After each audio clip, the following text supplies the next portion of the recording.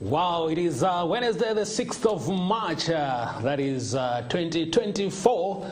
You're right on time for the Leadership Wednesday program. We are starting right away for the next 1.5 hours to look at matters leadership in the country, in our 47 counties across the society. This is what we always do every Wednesday on your favorite channel, MBCI TV. We are trusting you are having a wonderful day, and we also want to appreciate you for making time to be with us. My name is Mangicho Mola. Now, today, we're going to focus on a very interesting topic, that is International Women's Day. Now, this day will be on Friday, the 8th of this month.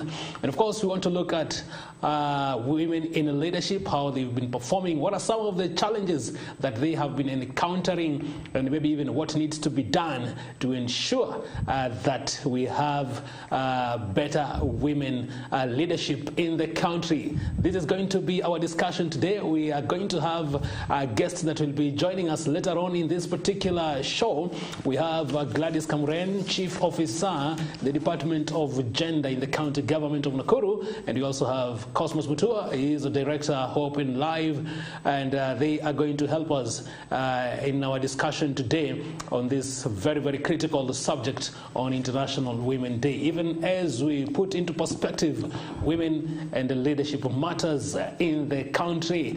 But before that, of course, I'm also being joined by my colleague Paul Kagi. Good to see you. A very good morning to you, Kagi. Yes, good morning, Mangicho. How is your Wednesday morning? Doing very well. We thank God for yet another edition here of Leadership Wednesday, and of course, looking forward to a very, very fruitful discussion with our guest in the studio. Right, and for our viewer, welcome to the Leadership Wednesday, for this program which is going to give you more perspective on various issues, be it political, science, economic, education, name them. We are here to make your leadership more sound in this season. Once again, my name is Paul Kagi. Don't go too far. Exactly, and of course, we are also going to have the general analysis that we always bring to you, just looking at a few issues happening in the country. I know we have quite a number. You can also look forward for a segment on Vox Pops. That is the segment where we get the opinions of Kenyans on our topic of discussion. Of course, we always have our reporters getting into the streets, interacting with Kenyans, and we'll have that particular segment. Know Your Constituency will also come to you, and today we'll be taking you all the way to Kipipiri constituency, so stand by to have some information about this constituency. And of course, later on, we have a very, very interesting leadership quote that you can expect. It's a full-packed edition today. You don't want to miss any part of it. We always welcome your views, your opinions, your feelings about our discussion, and of course, we've put out a question for you. What do you think are some of the challenges that have been facing women in their quest for gender equality? What do you think are some of the challenges that have been facing women in the country, in our society, in their quest for gender equality? That is a question that we want you to interact with us on. You always know the drill. 23814 shortcut platform. Catch us live.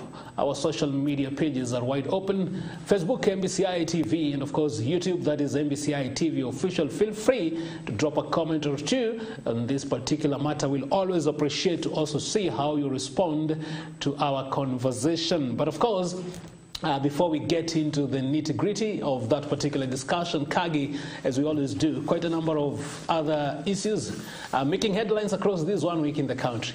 All right, Mangicho, and before we continue with the other section of our program today, we want to look at what is making headline in our dailies for the last maybe 3 days.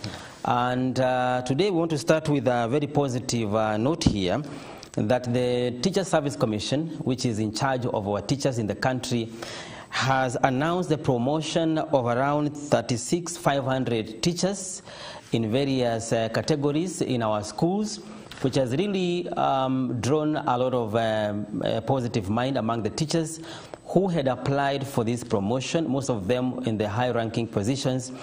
And they had waited for quite some time, but today, by yesterday, the TSC announced their promotion, which is really a good gesture from the ministry.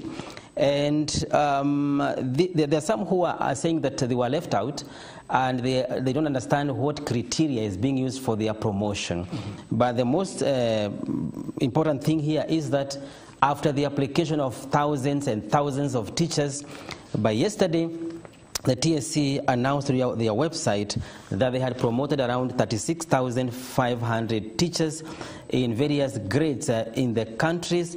This is after they have conducted a very elaborate interviews in December last year and January this year.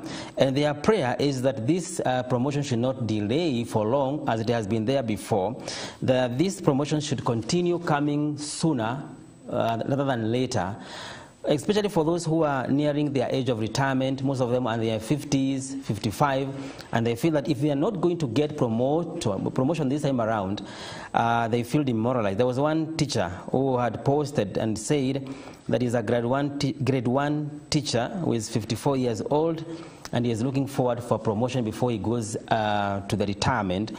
There's one who was saying that the teachers he groomed for the job, most of them have been employed. They are becoming his bosses and such kind of things. But anyway, the good thing is that TSC has done something good for fulfilling its promise to promote some of these teachers, if not all. Indeed, Kagi, I totally agree with you. It's a welcome move by the Teachers Service Commission, and yes, of course this will motivate teachers in their duties, or of course in their operation, and it is a good gesture so that at least they can feel that they are being recognized for the role they play. We know that teachers play a very, very pivotal function and a pivotal role in the country, because they're the ones that we depend on as far as giving us knowledge is concerned, impacting us on matters education is concerned. So I think doing something like that for them will really go a very, very long way in even motivating the others, because they'll actually believe that there is something that will come their way even as they continue to put effort, especially during this time when we know there are a lot of constraints in the education sector, shortage of teachers because of the ballooning numbers of pupils in our primary schools and of course also in our secondary schools. So quite a good gesture there. And on the matters of education, there was one recommendation that was fronted this week, whereby I think the Teacher Service Commission is proposing that the principals of various institutions and head teachers, they will be doing their work on the contract basis, like the way the commission is being run. And you know, if you are chairman of a certain commission, you can do your work for 3 years, which is renewable, or after 3 years, it cannot be renewed. There was a proposal whereby they want the principals and the head teachers to work on contract basis on a specific time. For example, you can be called to be a head teacher of this school for 3 years. And if the ministry sees that you are not competent enough, they can decide to not renew a contract, or they can also continue renewing your contract, but after a certain time, this contract is going to exit. And this has not really made the Kenya National Union of Teachers very happy, and they have said they're not going to agree with these proposals. There has been a lot of push and pull regarding to the contracts of teachers for some time, and especially for the principals of institutions. And it's becoming a more challenging job than there before Mangicho. Sure. And you could remember last year, there was a time that we did analysis of how the government is posting applications for principals who are not applying for this job. It took a long time before they could get some principals from various institutions.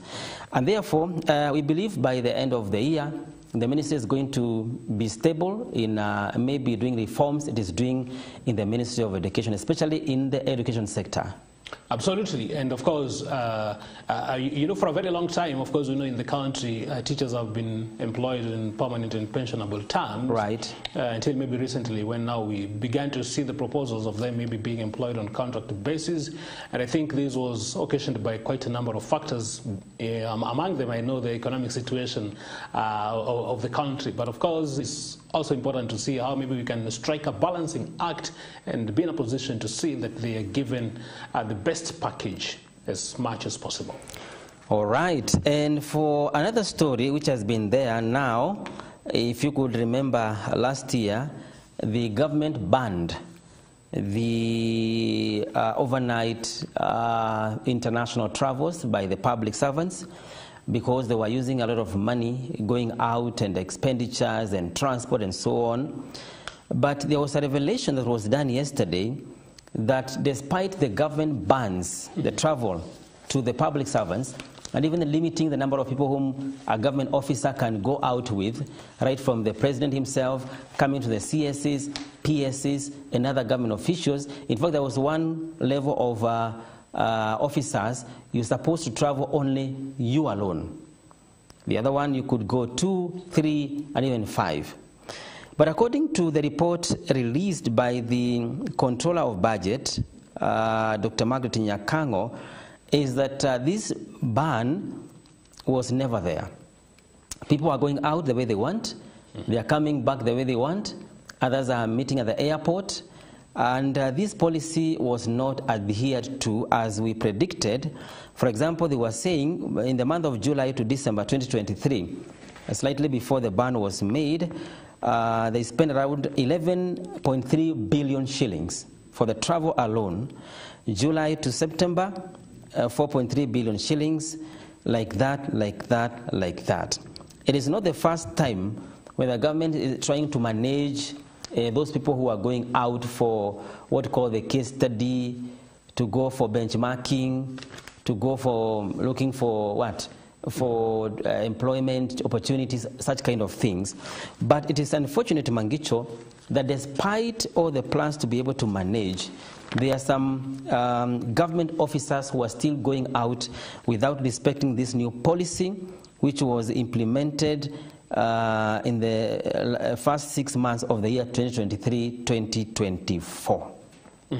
Kagi, that is quite disappointing, because I think this is a directive that I think we even had the president talk about it, because of course Kenyans had begun to complain a lot that we are saying that the cost of economy is actually very high for most of the average Kenyans, yet we were seeing quite a lot of some of these government officials traveling in huge numbers, and there was no really logic for that. There was the argument that we could still have a very lean group or a very lean number of people from these ministries or from these offices actually maybe going for these functions, either it is locally or even abroad.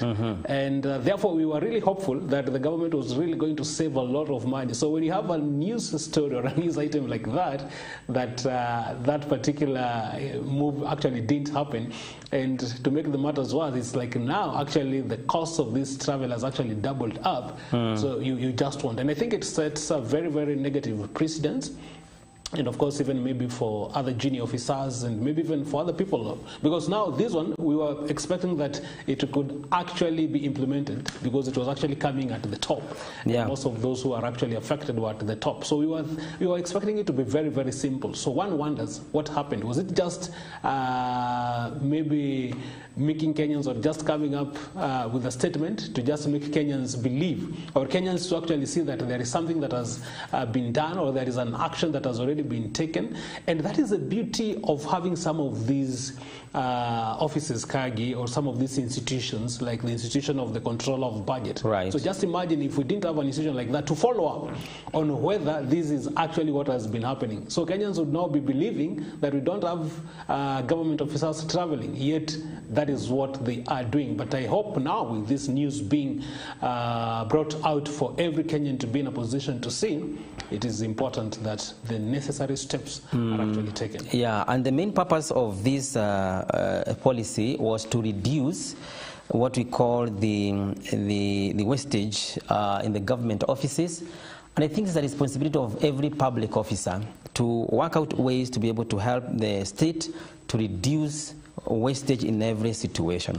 But for the last 3 months, this has doubled the travel, and it's too bad. I could remember even during the Uhuru's tenure, he had come up with a system to be able to reduce wastage by reducing, changing the number of vehicles the officers are using because of the mileage and because of the fuel consumption.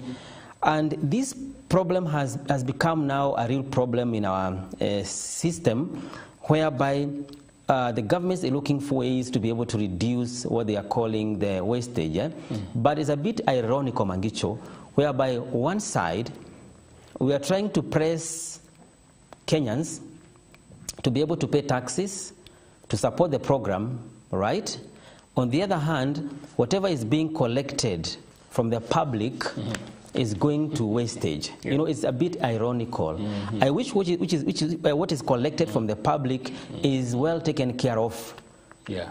For example, if public read this kind of information, you feel frustrated, you feel discouraged, but there must be someone who is directly in charge of managing this kind of a policy. Because if we leave it at blanket, who is going to follow up? Nobody. Yes, I totally agree with you, Kagi, and I'm also being reminded, even when you look at some of, or actually majority of our leaders today, especially when it comes to traveling by air, and the use of choppers, Kagi, it's just becoming, it's actually mind-boggling, and one wonders whether they are doing this one just because it is a necessity, or they are doing this one without really considering how it would actually affect. And there is that particular feeling, Kagi, that when some of these particular leaders get into these particular positions, it's like they just forget that we have millions of Kenyans who are also really in need to actually be in a position to see some of their issues, some of their plight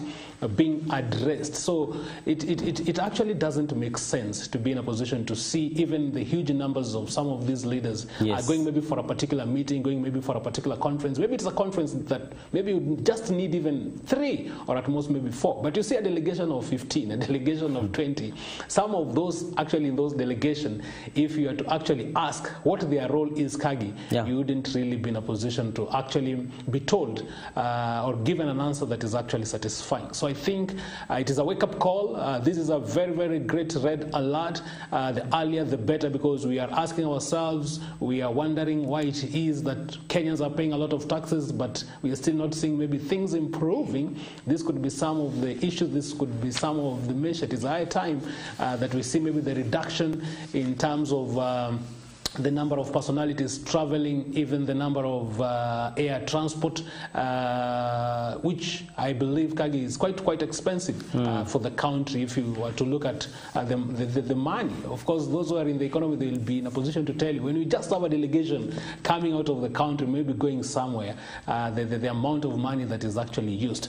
But nevertheless, the other important thing, Kagi, is that even as we see maybe some of these travels, I think Kenyans would also appreciate if you are actually to see the corresponding impact. Okay, there is a delegation that has gone to Germany. There is a delegation that has gone maybe to the Netherlands. Can we really be in a position to see, yes, as a result of this is now what we are seeing as its effect in the country? The problem is sometimes we have a lot of these travels, but back at home, back in the ground, very, very little to see for that. Yeah, I could recall if there's a place where our leaders have really visited for the last 10, 20 years, is a country called Israel, going to benchmark on how to improve on our agricultural sector. But today, we don't have a tangible project that we can say has been birthed by our visit to Israel. In fact, the most popular group that traveled to Israel was the group of the MCAs. They have really gone there to look for ways to improve their wards in terms of irrigation and some dry hard food, which has never happened. But I think it was a little bit stopped. We don't hear many people going to Israel today. All right? Now, last year, there has been the public participation on the increase of fees on important documentations in the country.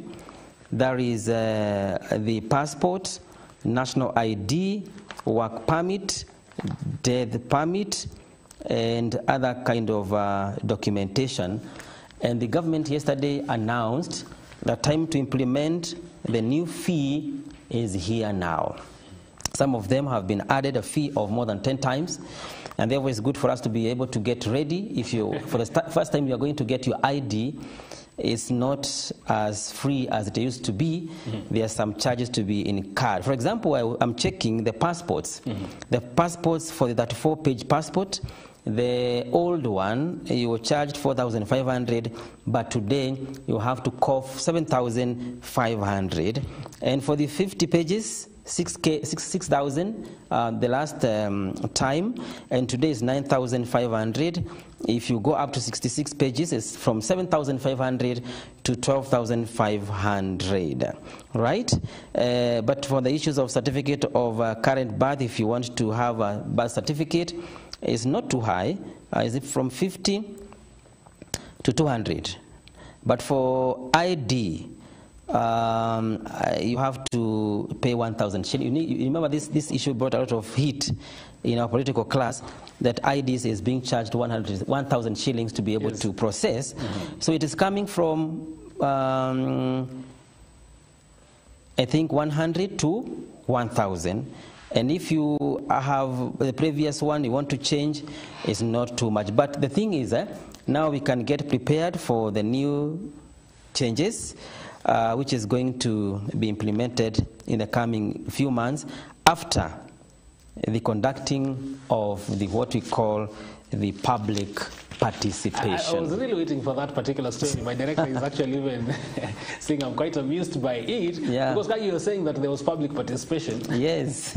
So I'm really yearning to see who are these Kenyans during this particular public participation that really okayed the government to increase these levies of some of these very crucial documents, Kagi, that you've really mentioned.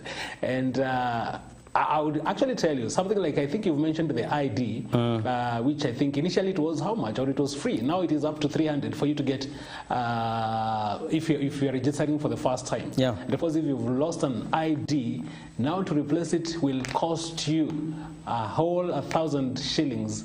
Think, Kagi, I don't know, but I know this is an item, this is a story, this is a move that will not go well with a lot of Kenyans, because these are very basic, valid documents, Kagi, very basic, valid documents. If you can just go to the immigration offices and be in a position to see the number of Kenyans that actually seeking the services of getting a passport, to be in a position to facilitate their travel, you'll actually, and I think even if you were to conduct a very, very small interview or a very short interview, just go to that office and ask them or inquire from them that, you know what, the government has increased the amount or the cost of getting these passports from 4,500 to 7,500. How many of these Kenyans can actually afford this money? Bearing in mind that a very, very huge population of them going for these passports are those that have not even been employed, Kagi. So they are actually making every effort to get some of these opportunities abroad. So one would have thought it would have been much, much easier, or it would have made a lot of sense if this particular cost was actually reduced, maybe from 4,000 to 2,000 instead of increasing. But maybe it is one of the ways the government wants to raise money. Of course, maybe to do some of the development projects. You see, yesterday I was looking at a certain story in a media, and there are some people who are camping at the office of the Registrar of Persons, looking for passports, some of them overnight, just to ensure that the time they are opening their offices, you are there. In fact, there are some who are being said they spend night at the offices to be able to access their passport. But the big question, Mangicho, still remains, what is this big issue with the passport that is becoming a big drama to be able to access a passport? You know, it's a very key document. For example, you have been assigned for a duty outside Kenya. You need to have this documentation. Maybe yours has expired. You need to renew it. But it has become now a nightmare. This reminds me when I was taking my ID. It was a huge nightmare that time around, because there were some challenges of trying to know where you come from. Why should you get an ID from this place? You should go to where you came from to get an ID. I remember it took me 1 month to access. You are servicing it from another place. And I remember I could leave home from 8 with my bicycle up to 5 when they are closing office, just waiting to be served to get an ID. It took me for 1 straight month, from Monday to, I just finished from 4, and many people were very happy that I found a job, because I was leaving at 8, coming back at 5 p.m. They thought I'm employed. Yes. But after 1 month is when I managed to be able to register for an ID. Wow. It's very painful, Mangicho, when you go to our offices and you're not be able to access these services, and there are people who are employed day in, day out to serve you. I don't think in the Office of Immigration we have many people who cannot be served. Okay? I remember for those who are taking their children in Form 1, today Form 4 class is having 500 children. But if you go to these institutions, Mangicho will be shocked that they can be able to serve 500 children from 8 a.m. to maybe around 4, and they have finished serving them. Registering children for high school, checking whether they have materials comfortably. Now the big question is, for an office which has experts in fact, immigration only need to go and you are taking your details and go home. You wait for the processing of the document. But it is taking too long, and it is very frustrating to many Kenyans. Sure. Right? It's a very appalling situation, Kagi, a very appalling. And I'm just wondering, because there was a time when it was actually a very major story in our bulletins, in our media stations, when I think the Ministry of Interior, the Cabinet Secretary for Interior, that is Honorable Kithure Kindiki, yes. I think he had come to visit Harambee House.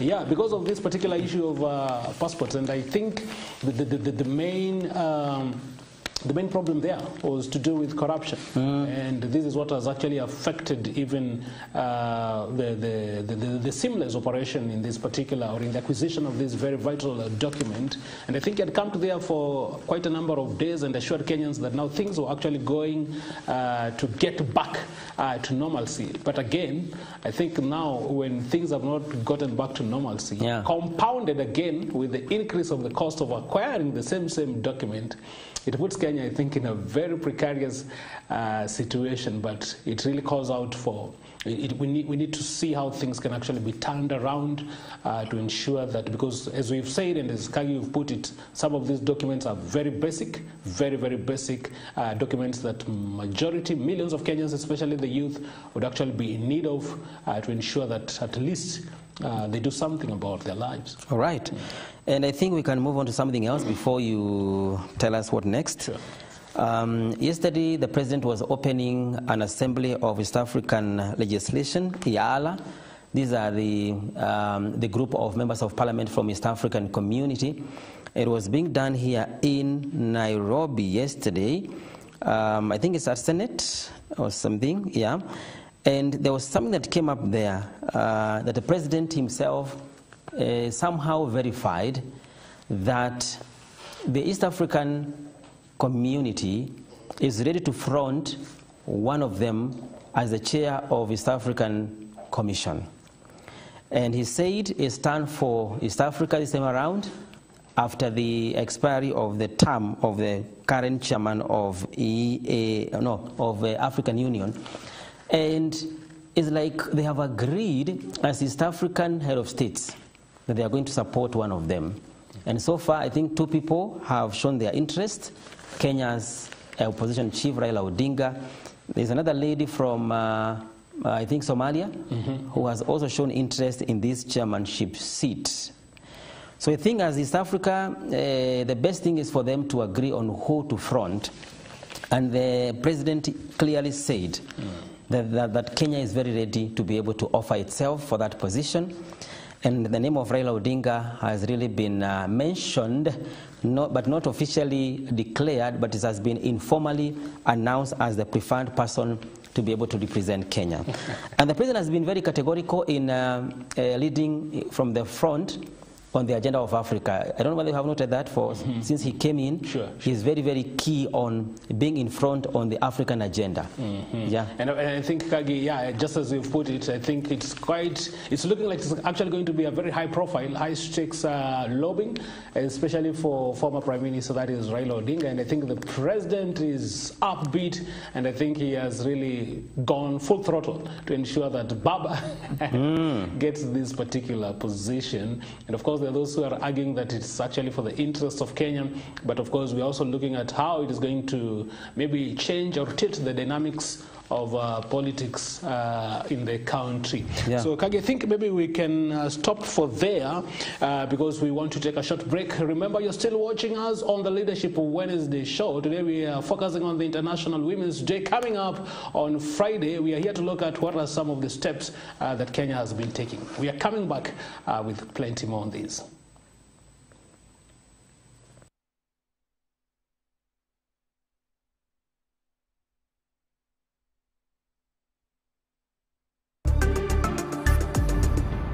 MBCI Television, transforming lives.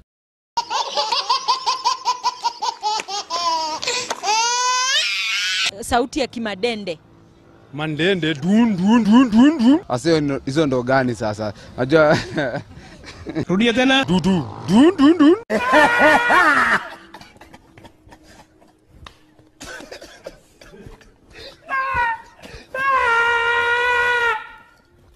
Mtoto wa kuku anaitwa kifaranga, si ndio? Mtoto wa ng'ombe anaitwa cowboy. What? Cowboy. Kuna huyu mtu mwenye anafanya kazi fulani anaitwa Kandawala. Kandawala anafanya kazi gani? Kandawala ama ni mwizi? Kandawala ni kazi gani hiyo ama ni jambazi? Kandawala si hiyo ni kama ni mkora huyo. Sorry. Wakati ulishikwa na kiluilui, kitu ya kwanza yenye ulifanya ilikuwa gani? Ama ushaiona mtu mwenye ameshikwa nayo? Ulifanya nini? Kushtuka. Mimi nilishtuka nikatulia tu. Ulishtuka? Nilishtuka tu. Alafu? Si nikashtuka nikajilaza nikatulia.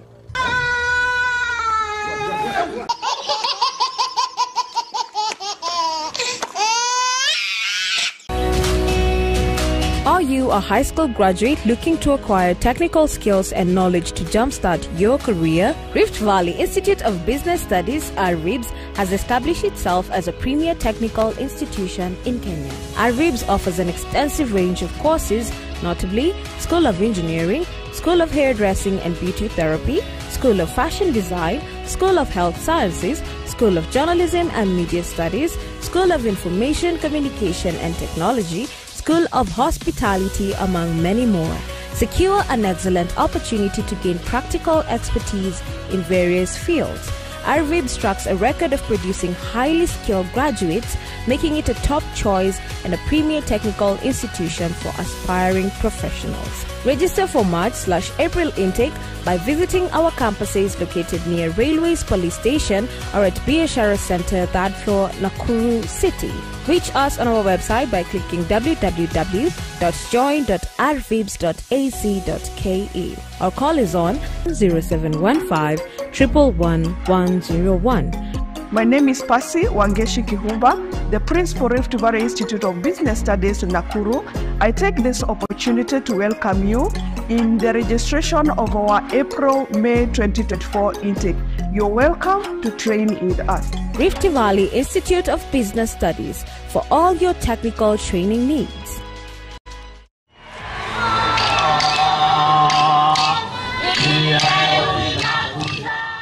After several years of dedicated translation work, the Pokomo community received the complete Bible in their heart language on 30th September 2023. Your support and presence at the last year's run for the Bible has played a crucial part in making it possible, allowing the Pokomo community to now engage with God's Word in a language they understand best.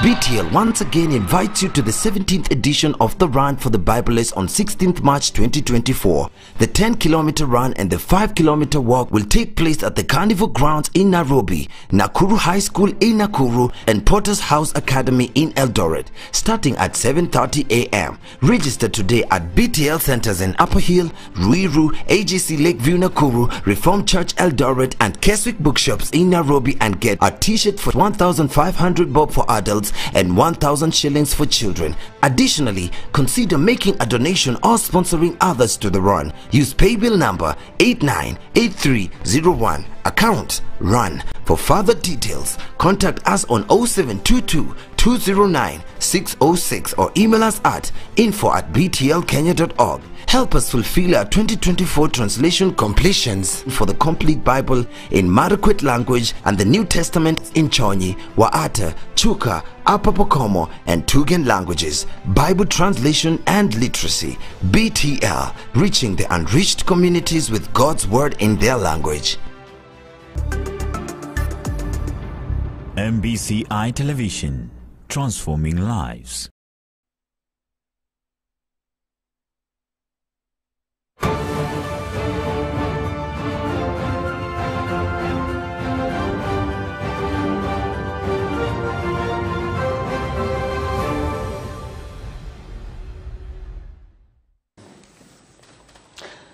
Welcome back, and we are still delighted you are enjoying and granting us a very, very precious company on this very, very interesting topic that we are looking at today, International Women's Day. This is a day that is marked every 8th of March, and of course we are expecting it on Friday, that will be 8th, and we are here to look at some of the achievements that we've had, some of the achievements that we've actually made as a country on matters of women, and of course looking at the challenges, what still needs to be done to make sure that we better the place of women in the country.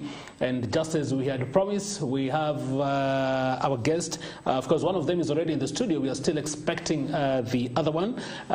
We had lined up, that is Gladys Kamren, the CO, Chief Officer, Department of Gender in the County Government of Nakuru, and also Bwana Cosmos Kutua, he is the Director, Hope in Life, to be in a position to help us get into the heart and soul of this conversation. And of course, one of them is already here with us.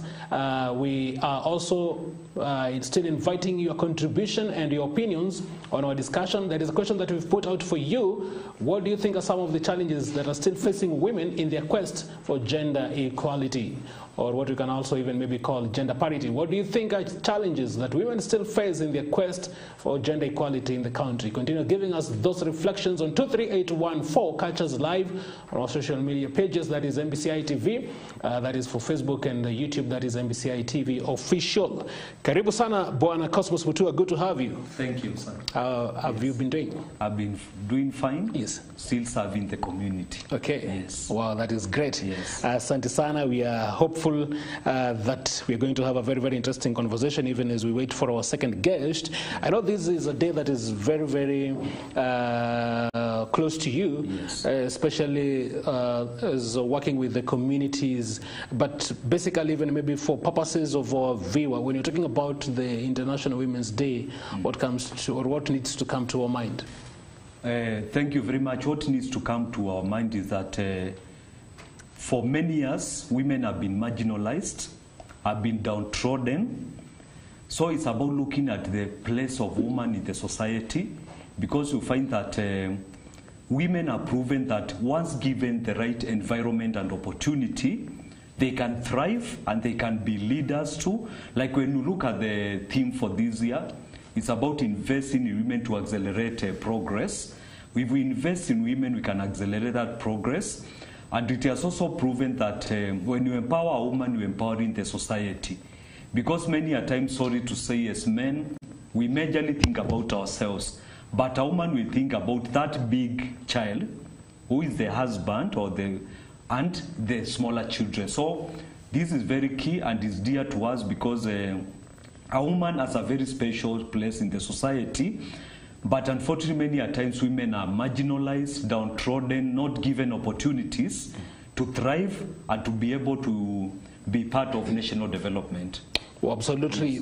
And in our Kenya context, are we making strides as far as maybe managing some of those challenges is concerned, or we are still lagging behind? We are not doing very bad as a country because we have the affirmative action of 2/3, which was not there before. You could find like some opportunities, like over 90% being men, but nowadays you can see that we have the affirmative action, whereby, for example, at least for positions, at least a third, 2/3 should be of either gender. So we find that at least women have been given more opportunities, and also that is what brought the issue of the nominated women, the women reps and the rest, and that was not there before. So it was as a result of affirmative action, whereby we saw the need of having some special seats for women, so that will increase their leadership power and will increase their positions of power. So I think we are doing well as a country.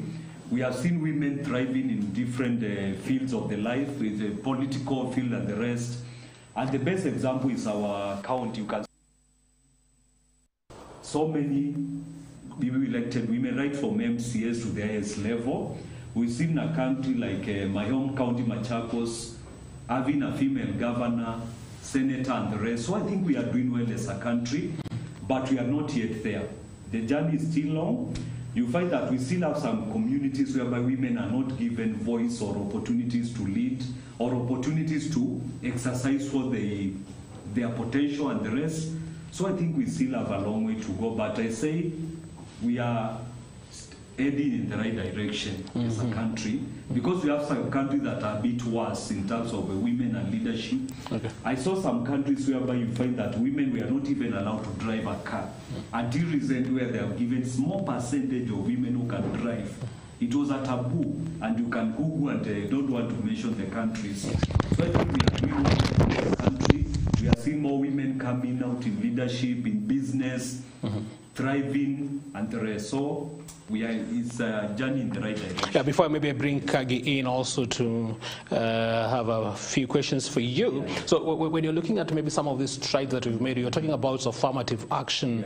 So is it a combination of some of these legislative policies that are supposed to be put into place to actually ensure that women are accorded some of these positions and some of these opportunities, or a combination of also the culture and culture change or attitude change? To me, it's more about policy, whatever has happened. To educate culture, we still have a long way to go, but it has been majorly about the affirmative action, whereby we have made noise over many years, constructive noise, because I don't want to say activism, to ensure that women are given those positions of power, and also they are given more opportunity in the society. So it has been a result of affirmative action, which has led to policy change. And you can see that even enshrined in our constitution, women have a special part to participate in matters governance, in matters leadership, in matters even thriving in business and the rest. So it's about having the level playground in the society.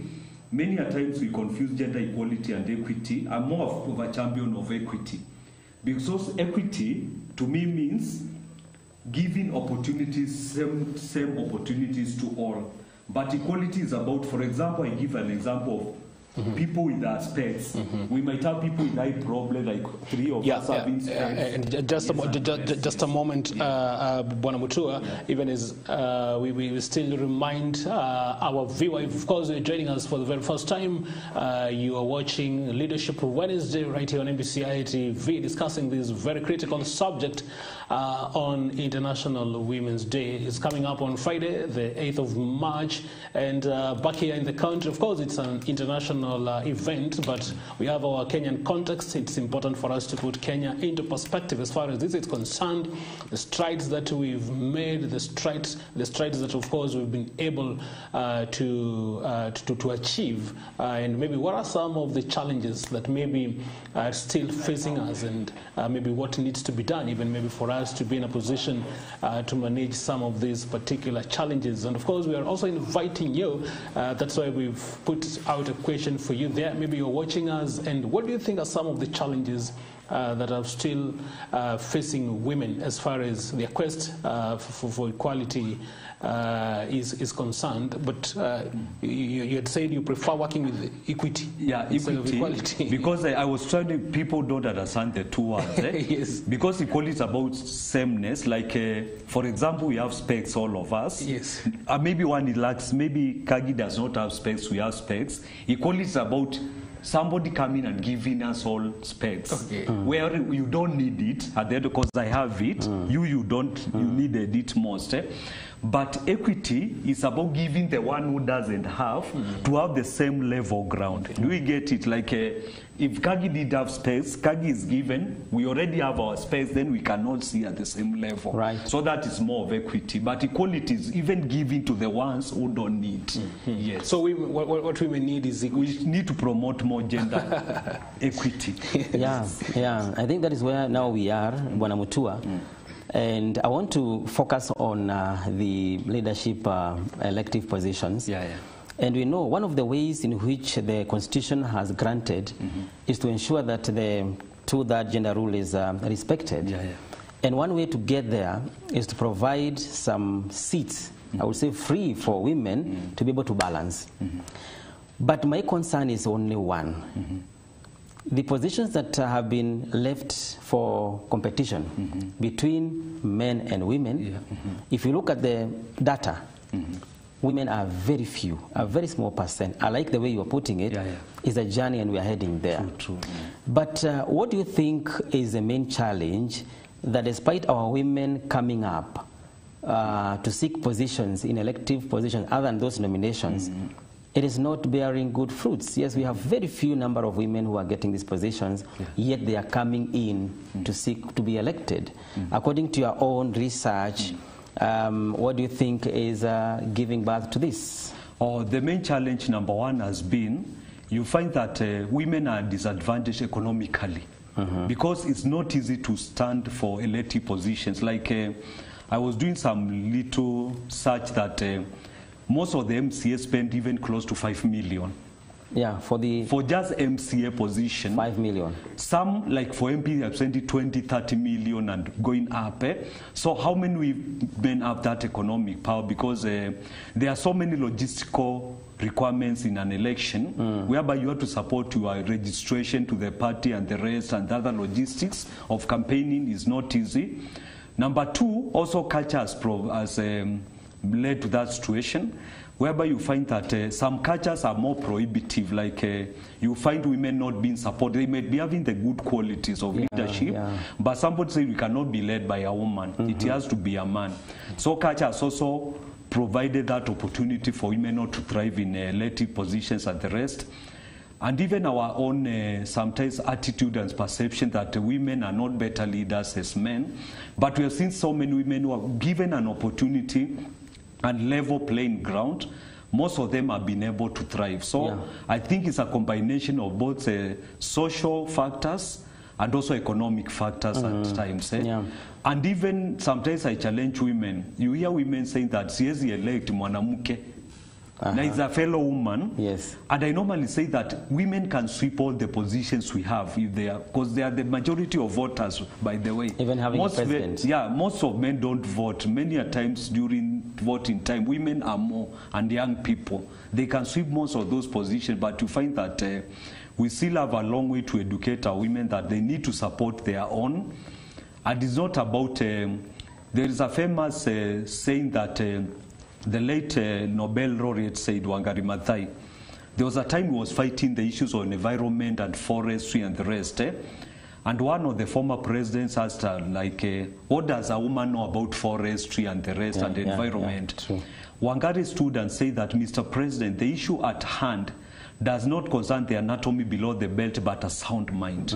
So it's not about being men or women. Women can even thrive in the same spheres and spaces that men have thrived, and they can even do better at times. Right. And what you're saying means that if you're not careful, it is going to take even longer for women to come on board because of the few resources they have and because of the cultural issues. Again, I don't know whether you agree with this. I feel there has been a lot of work being done to empower a woman or a girl, let me talk about women this time around, to go into elective position. Why don't you, because you are the one guys who are in those fields, to be able to change the way you are doing it, because now you have empowered enough women, they are coming up. You look for a way of enlightening public on the importance of electing women for any position, especially for men. Because even many men believe that, no, we cannot be led by a woman.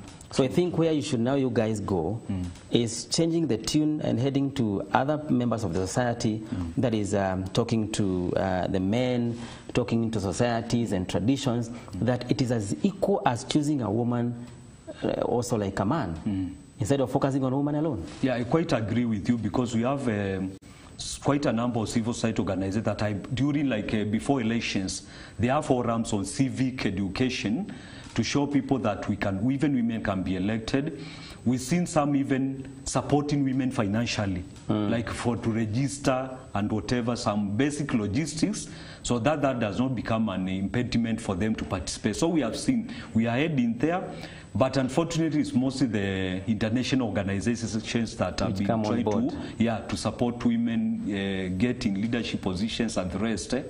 But I think for us it's a challenge as local civil society organizations, because we need to start from the bottom to ensure that our communities are enlightened, our communities are empowered, so that we can support any leader who comes up, provided they have a good manifesto. We don't now engender politics and the rest. Yeah, because if you concentrate on international organizations to come and take charge, public may feel there is some these are like a foreign agenda. A foreign agenda. So people may not be able to embrace it as compared to a local NGO, which comes and faces the situation head on. People are going to embrace it very easily. Yeah, true. That is true, yes. That's quite a very, very valid note there, Kagi. And on this issue of culture, Mutua, because I know this is something that we've had it for a very long time, and maybe it is quite deep. And so many maybe of our communities are still very much tied at some of these cultural values. What is it like having a turnaround as far as some of these retrogressive cultures inhibiting women is concerned? We have those retrogressive cultures, but I think the most important thing is that step by step we educate. We have seen even some communities that traditionally did have women leaders, women chiefs, and the rest. We've seen some getting those positions. So we are heading the right direction. Although we still, it depends with the community. There are some are a bit ahead of others, but we're heading there, because you find you go to some communities that nomadic pastoralist communities, and you find a woman chief and is respected, and people have a high esteem to them. I think we are heading in the right direction. But we still have a long way to go. Okay. This is not even Vision 2030. We still have a long way to go. Vision 2050. Or even more. Maybe the next generation.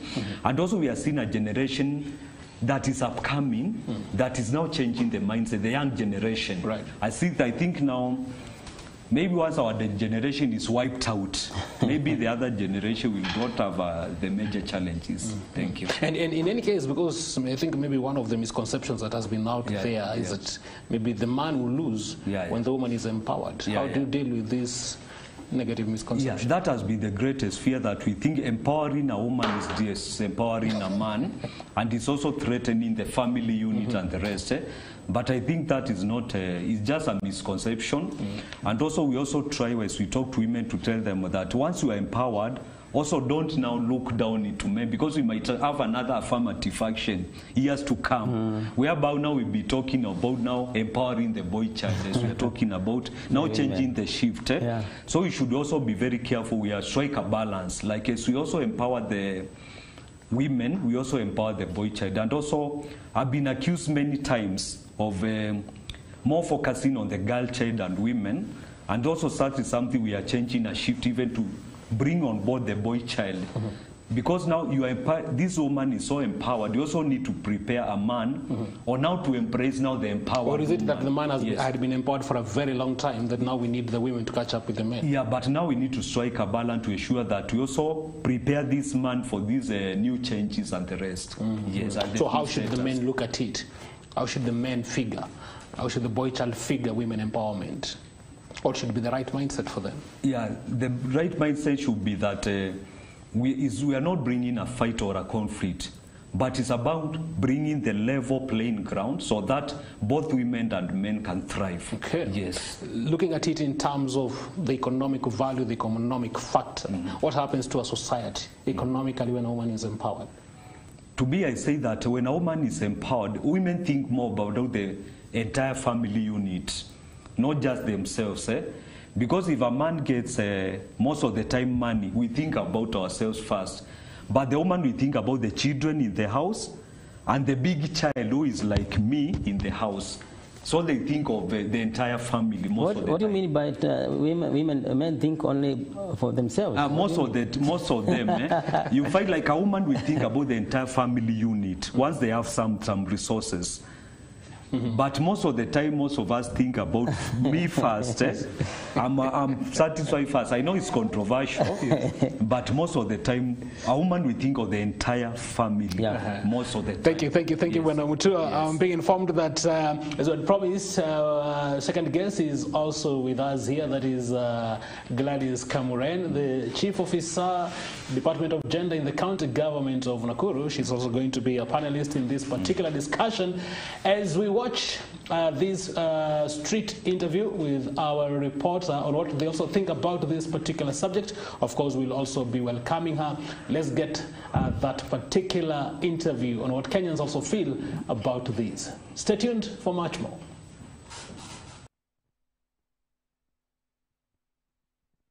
Uongozi wa wanawake katika taifa hili la Kenya unaiweka katika mizani ya kiwango kipi? Mimi kwangu, maoni yangu, kuongozi wanawake naona kuongozi wanawake sioni kama unapelekana na mwanamke mwenye nimeona kama anakuwa na msimamo kama Martha Karua, mwingine nikalikuwa kama marehemu Wangari Maathai, au wengine naona kuna uregevu fulani na huwa wanaingiliwa, hana ile msimamo dhabiti. Hawezi ukasimama kidete na msimamo wao kamili, lazima kuna kuingiliwa. Kwa mfano kama Martha Koome, wakati aliandikia rais akutane naye, hiyo haikuwa msimamo mzuri kukutana na rais. Kwa mfano kama idara ya mahakama haifai kuingiliwa, lakini sasa tunaona hata kama idara ya mahakama imerejea kabisa, haina uwezo. Sasa tunaona Kenya hatuelewi kunaendaje. Sijui ni kama hapa kwa maandiko, kuna pale kwa maandiko First Corinthian pale inasema, ingaji hiyo inazungumzia kwa nyumba.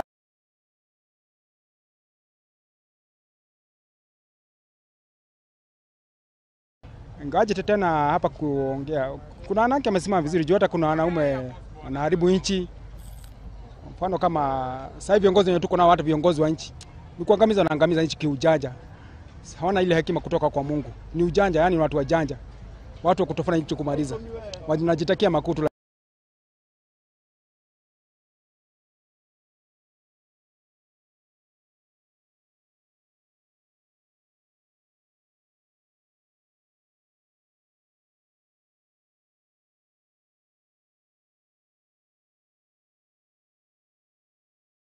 Kwa kuwa na nguvu kwa wakati fulani, ingaje sasa naona kama sasa shida, hata sasa nchi ya Kenya haieleweki venye kunaendelea, haieleweki kabisa. Juu hata kwenye kuna sheria na nini, hiyo sheria inakiukwa. Viongozi wenyewe wanafaa kufuata sheria, wanakiuka sheria kabisa. Hawafuati, wanataka mambo iende venye wanataka wao wenyewe. Sasa Kenya imekuwa ni nchi yenye tofauti kabisa. Hatukutarajia itakuwa hivi. Kabisa yani katika uongozi hatukutarajia itakuwa hivi. Ujumbe wako kwa viongozi wanawake wanaokutazama kwa hivi sasa, katika taifa nzima ni nini? Ujumbe wangu naweza waelezea tu wafanye kazi inavyotakikana, wakuwa wanyenyekevu na wasimame kama ni wenye machagua kuongozi, wajaribu kufuata sheria bila kuingiliwa, wasikubali. Kwa mfano kama hiyo Martha Koome venye aliingiliwa, na naona kama kwa ofisi ya rais iliingiliwa upande wa sheria. Hiyo ni jambo lisilokubalika, lakini sasa ndio inaenda hivi. Sababu sasa ni kama kuna watu wako sasa above the law. kuna watu hazi kalinda katiba, kuna nini. Sasa nchi ya Kenya ni Mungu tu, maybe ni Mungu tu atuhurumie. Kwanza ninawawish wale wanawake wetu because they are our mothers, our sisters, our wives. Lakini ningependa katika uongozi they pull up their socks. Wawe watu competitive katika kazi yao. Kwa maana tuliwachagua tukiwa na imani nao. So tuna expect a lot from them. Because wanasemaga what a man can do, a woman can do better. So tunataka kuona that better from them. Yeah.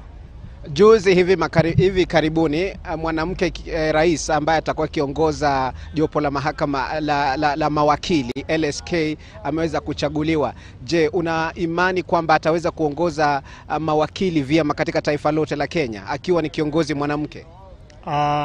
Kulingana na vile niliona hizo elections za LSK ilikuwa competitive zaidi.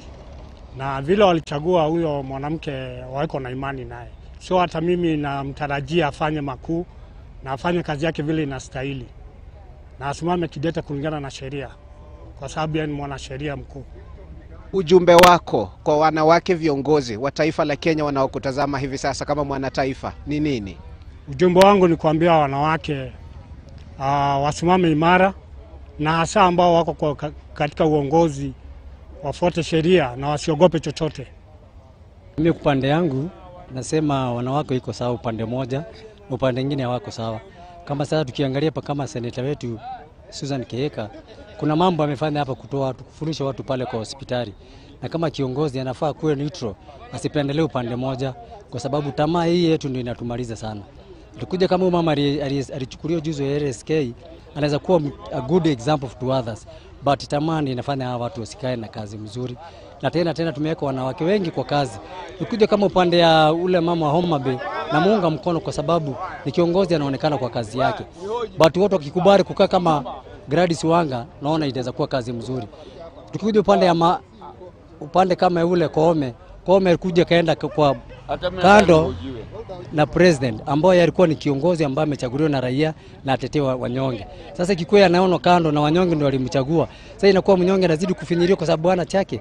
Lakini sasa akionyesha noti anakubali anafuata mambo ya president ambayo itakikani kwa nchi. Kwa hivyo kwa asilimia fulani wewe unaweza kusema nini kuhusu uongozi kwa jumla wa taifa wa wanawake? Wamama wakichaguliwa wao wachache sana. Wakiwa wengi watusaidie. Afadhali wanaume wale wiko wengi. Sababu wachache wa mama ndio wanasimama kama wanawake. Na wengi wao ni wale wanataka kitu kidogo alafu ndio wanatufinyilia. Na wao ni wazazi wetu na ni wake wetu kinyumbani. Kiwango cha wanawake naweza kiweka kuwa namba ya kwanza. Cause kama saizi ukiangalia uongozi wa wanawake ni watu ambao wako ni courageous. So they stand for, yani huwa wanapigania haki zao.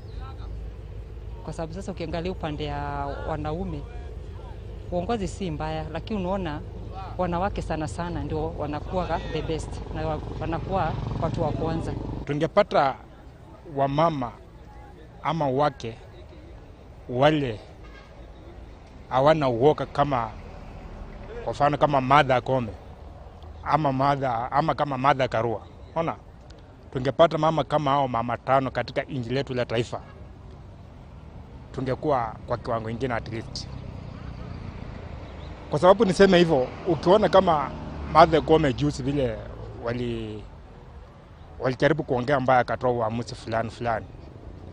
Ilipiti pako wampikie nini? Wamtolee crown. Kwa sababu alikuwa na msimamo. Ukiona mtu kama mama Martha Karua, mama ako very shupafu. Tukipata mama kama hao, nchi yetu ya Kenya itasonga mbele. Uongozi wa kike ama mama mahali penye hako saisi yenye naweza kumwambia kama mimi Daniel, serikali yetu ya Kenya, serikali yetu unajua huwa inafika mahali inafinya atu kwa sababu huyu ni mama. Wampe tu nafasi yake aendelee na pia akuwe na nafasi yake, nafanya kazi yake kulingana na nafasi yake.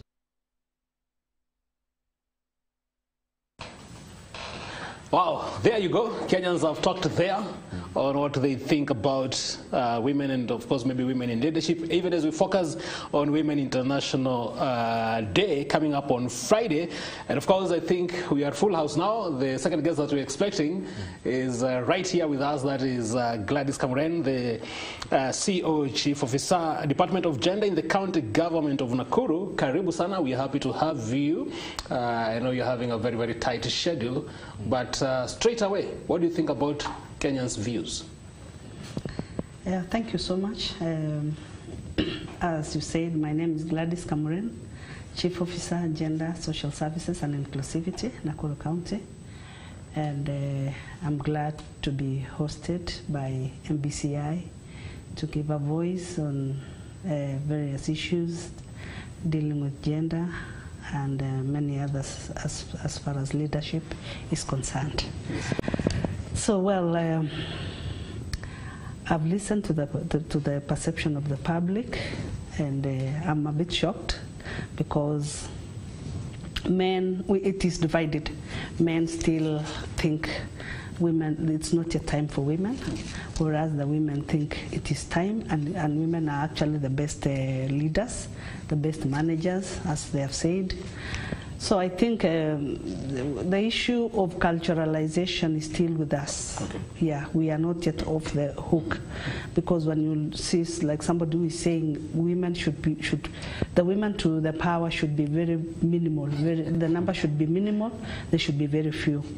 Then you wonder, why then are we educating girl child? Why are we educating women? Why are we taking our daughters to school? Number two, when they say that women are not strong enough, and they can only cite two examples, like for Mother Koome and Mother Karua, then it shows men still do not trust in the women leadership. So to me, I think it is not in order. What do you think is the cause of these? Because maybe we already have results there from maybe the women that we've seen in some of these leadership positions, in some of these other positions, and what maybe they've been able to achieve. What do you think could be the trigger of this kind of mindset by some of these people? Yes, as I said, we are not yet off the hook of culturalization. Okay. So we are in the transition, I would say, the transition period, where women are beginning to be accepted. So, and because in the past, we have never seen, especially even Nakuru County, we have never seen such a big number until maybe 2017, when we got a big number coming to Parliament. And now having a senator, a governor woman, a women rep, several women MPs. So people are starting to realize now that women can also come in. So we are in the transition. So there is still a number of men who still believe in men leadership, and are gradually coming to believe that women can also be leaders. So I think where we are as a woman leadership, especially in Nakuru County, we actually have to give our best so that we don't kill this trust, so that we don't take the men back to where they were. Sure. And I think we are really working hard as a woman governor-led county, and with many women executive, women MCAs. I think Nakuru County is doing very well in terms of development, in terms of interaction with the public, because I would actually say here confidently that our governor is a mashinane governor. When she goes to meetings, you can see the way she's interacting with the local women, the people at the ground. And she can do it very passionately and very comfortably. And like when we had the male governors who never used to interact at this at this level. Number two, we would say we are really our governor. Susan Kihika is a woman governor, but in terms of development, she's really passionate about it. As an example of an officer in the executive, I would say she's really pushing us to work. So anything that is not bringing positive development, according to her, is nothing. So we are really also under pressure because we have to deliver. I can quote a few incidents where we were interacting with the public, and when governor is given questions or tasks by the wananchi, she clearly calls you and says, so and so you are in charge of that department. Can you come and explain? Can you come and answer these people? What have you been doing? So that you are actually taken into account of what you are doing.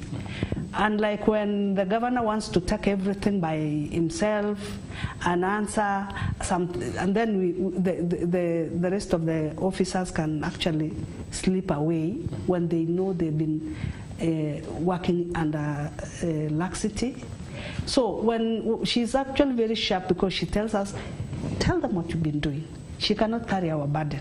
So every person now in the executive knows, if I don't perform well, governor will make me talk to wananchi. And sometimes maybe if you are lethargic in your work, then you have nothing to tell the public. Hakuna scapegoat. You really have to face the people and tell them what you've been doing.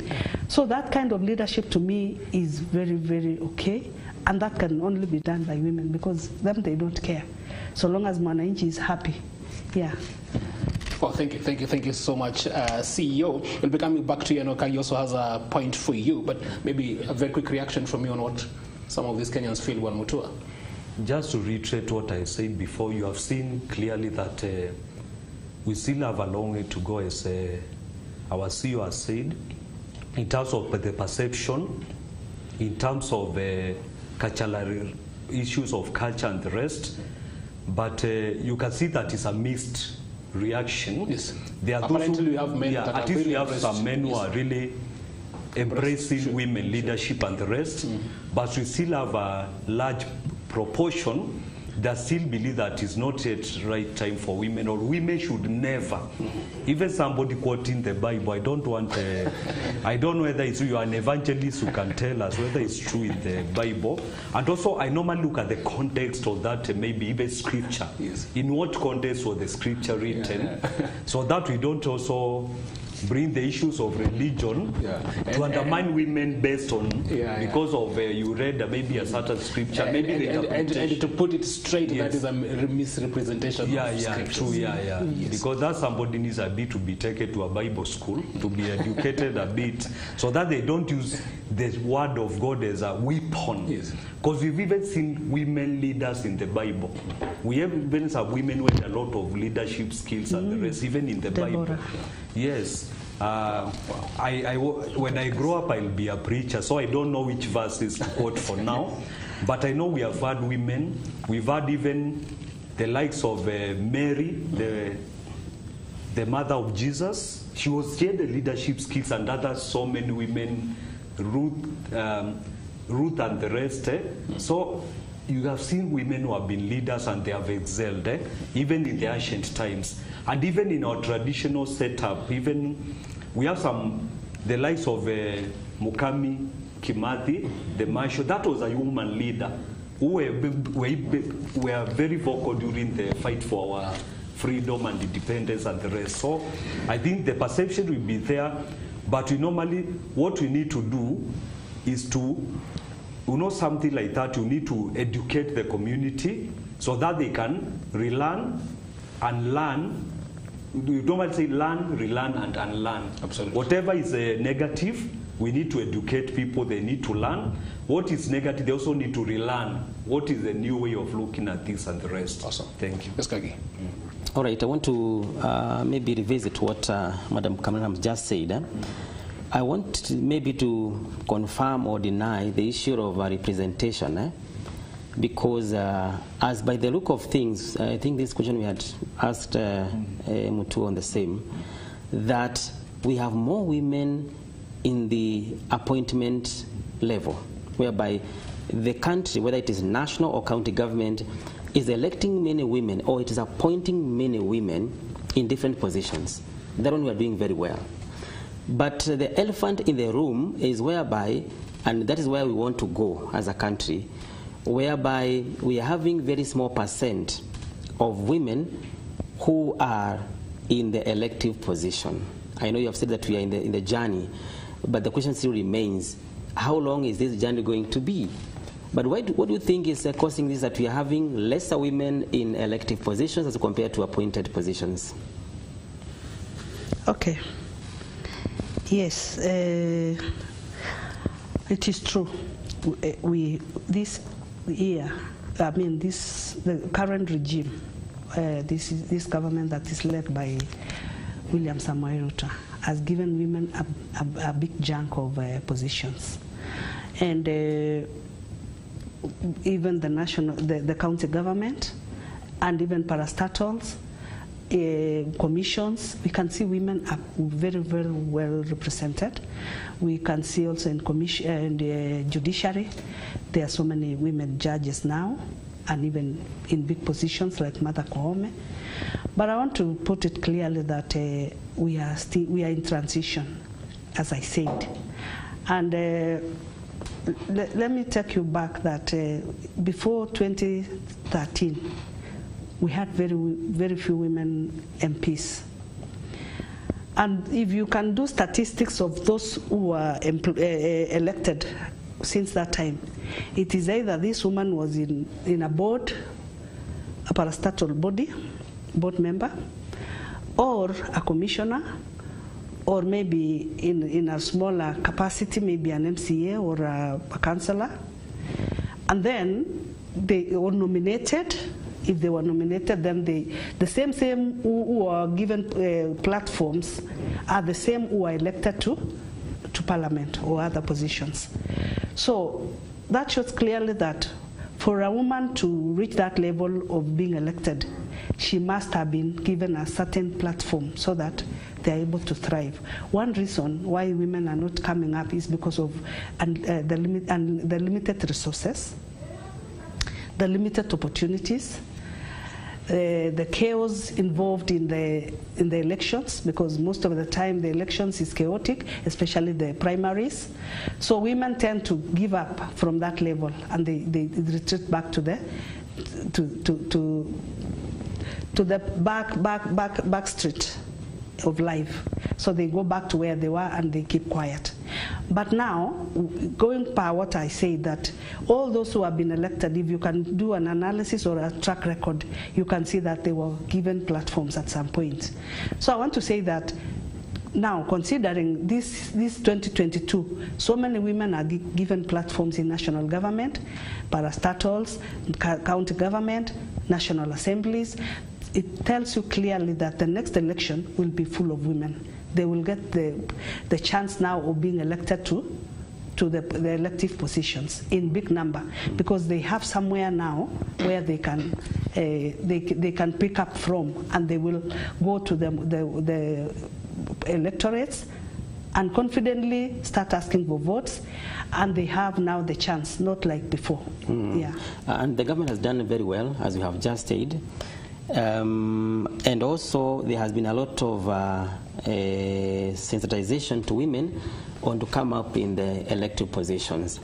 Maybe away from the government, what should we do to the society which is now involved directly to electing these women, right? Because women are being empowered to come up and to be elected, but the society which is directly involved in bringing them up, what should we do to the society now?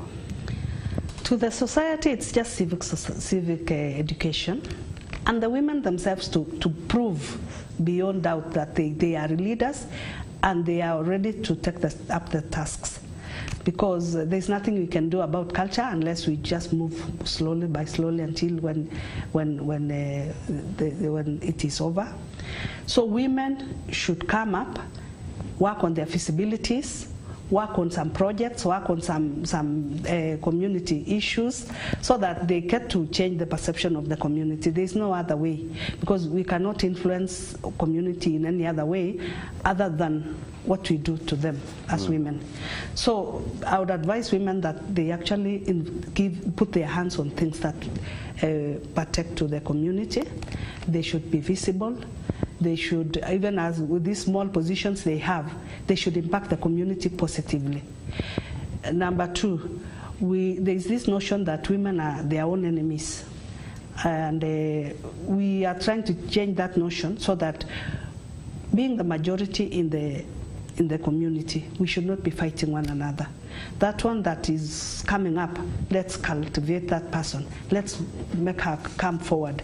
So that even those who have gone ahead can be able to be mentors to our daughters, can be able to be role models to our girls. Because if we don't have women up there, then, and we have so many girls in school, in high school, in campus, then who are the role models for these girls? So we need women to come out strongly, do things in your own small way, so that community can get to see that surely you have the power, you have the strength to even do something, and you really have the qualifications of doing it. Yeah. Absolutely. And maybe before Kagi come up with another point, even as we come to the close of this, we have that particular segment which we call Know Your Constituency, Know Your Constituency. And if our director can help us get into it, and as I had told you, Kagi, today we shall be focusing on this constituency by the name Kipipiri constituency. That's where we are going today, and get to familiarize yourself and to enlighten yourself with this particular constituency by the name Kipipiri constituency in this particular segment of Know Your Constituency. And of course, when you're talking about Kipipiri constituency, it is one of the constituencies in Nyandarua County, established in the 1988 elections, and it borders Olkalau, Kinangop, and Gilgil constituencies. Current and first female MP on Wanjiko Mohia on UDA party. Very first female MP for that particular constituencies. Previous MPs, 1988, 1992, James Kabengu Muregi on Kanu party. 1992, we had Laban Mushemi on Ford Asili party. 1995, Githiomi Mwangi won on by-election. 1997 to 2002, Githiomi Mwangi on DP. 2002 to 2007, Amos Kimunya on NAC. 2007 to 2013, Amos Kimunya on PNU. 2013 to 2017, Samuel Geshigi on APK. Then 2017 again to 2022, Amos Kimunya on JAP or JAP. Of course, we have a few words in Kipipiri constituency, that is Geta, Gethioro, Kipipiri, and Wanjohi. Those are the words that we have in that constituency. The main economic activity there being farming, especially Irish potatoes, cabbages, milk, carrots, and onions. Those are some of the food products that you can get in Kipipiri constituency in Nyandarua County. That is Know Your Constituency. Yes, Kipipiri is a very elaborate and very popular constituency, right from Moi's time. Yes. Yeah. And as we're talking about International Women's Day, having the very first female in the very recent election. Yes. So we are talking about a subject that is quite in that place, yeah. It's real. And she's doing very well. Yeah, she's doing very well. But what picture, CEO, Madam CEO, what picture does it paint for you, even as we look at some of the struggles that maybe women actually go through in terms of actually getting some of these opportunities? Okay. For me, I said it's transition, and I can still say even now, because when you look at Kipipiri, for like how many decades it has been led by men. Yes. But now there's a woman coming up. That shows people are now starting to accept. That's a very good example, because it shows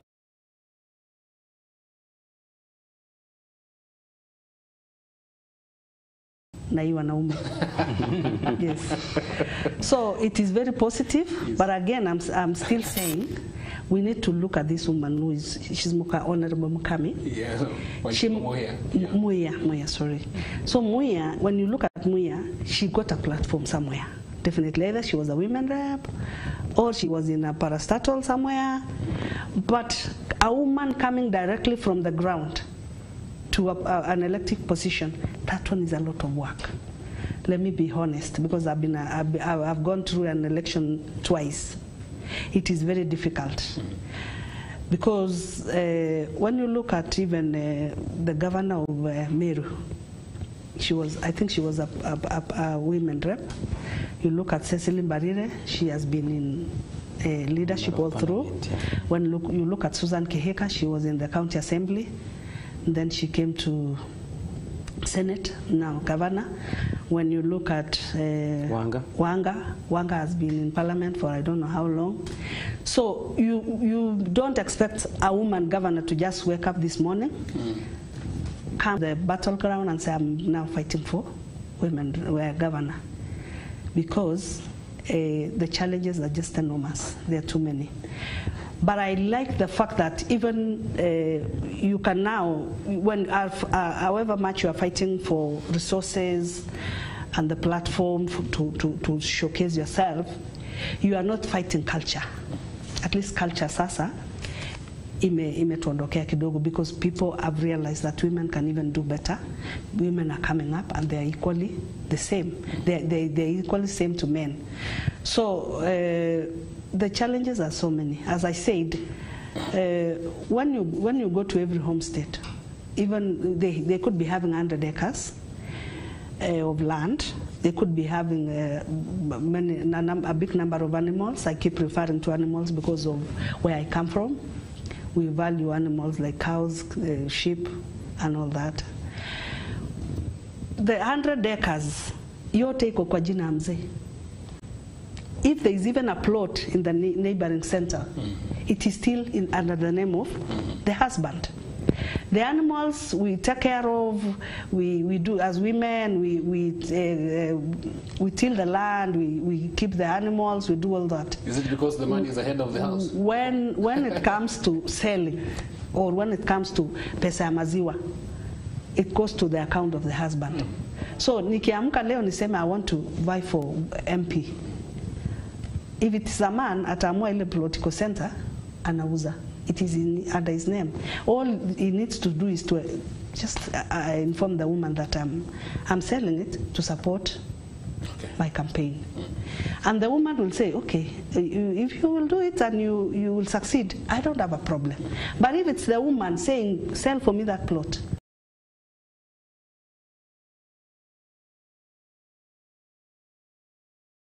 because we have a very few minutes before Kagi come up with a question, but talking about the International Women's Day on Friday, even as you give us the highlights of maybe what we are expecting, and but I'm if I can also begin with you on this particular point, because in the recent past, you've also been seeing a lot of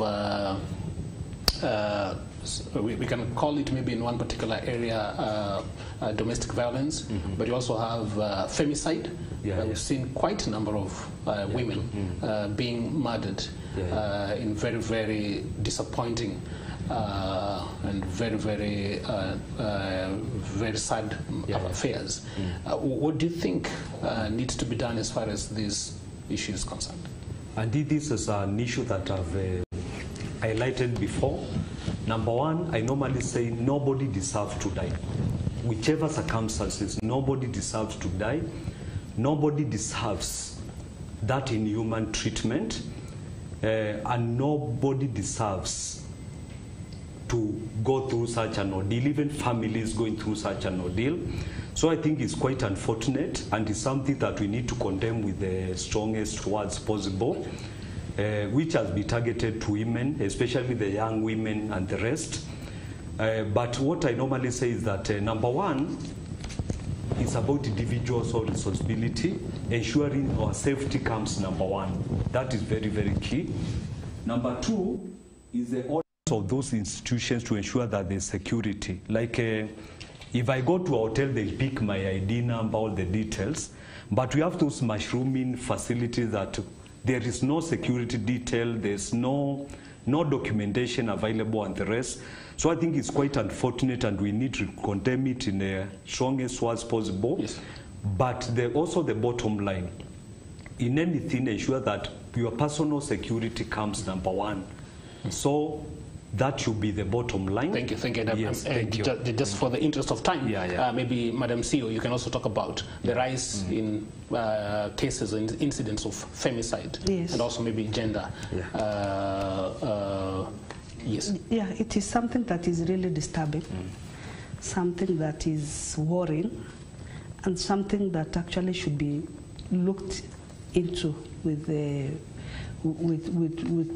lenses so that you can scrutinize and know why at this point in life. But I would also want to echo my brother by saying nobody deserves to die. And there are a number of issues I would cite that could also be causing this. One is the economic hardships. I wouldn't want to say everything is on maybe money related. Okay, money related, yes, but differently, because like the other day I saw somebody in Bomet having killed, cleared our whole family of two girls, two children, a wife or a lover, a house girl, and he ended up committing suicide. So that is a person that has mental problem, definitely. And could be the demands in the home are actually overwhelming. I also say the society is a bit unfair because it looks like the boy child is actually carrying a big burden, especially the perception that we have that men is equals to money. You know, our young girls, especially our daughters, at this point in life think when you have a boyfriend, you have money. When you have a husband, it should be money. So that perception is actually what is driving us the wrong way. So such that when you have a boyfriend and he doesn't have money, you run away from him. And even if he has money and so the solution is still to empower the girl child? Yes, differently. Tell the girl child to work and put their hands on things, not just to depend on men. Yes. So there's also a lapse in security. That's another problem, because when you look at this Airbnb, they are secretive, and there's no single iota of publicity. People go there in secret, do their thing, and they leave, whether it's good thing or bad thing. Even those who want to have a place to spend the night, it should be very secretive. Thank you, Madam CEO. And my director is telling me our time is very much spent, but we really want to appreciate you for those very great insights. Maybe, my director, you can give us our leadership quote for today as we bring it to a close. Our leadership quote for today, if you can just be in a position to have a look at it. And today we are saying the question isn't who's going to let me, it's who is going to stop me. This is by Ayn Rand. She's an author and also a philosopher. The question isn't who's going to let me, it's who is going to stop me. Thank you so much, our guests, for this particular discussion. I know we still had a lot, but our time has really gone. We really want to appreciate Bwana Cosmos Mutua, the director, Hope in Life. Thank you for making time to be with us in the Leadership Wednesday show. And also Madam CEO Gladys Kamuren, Gender Social Services, County Government of Nakuru. Thank you for those great insights. Thank you. And that is where we bring it to a close for today. My name is Mangicho Mola. We'll see you again next week, same place, same time. Until then, enjoy the rest of your viewing. Yes, I want to thank you once again for watching Leadership Wednesday.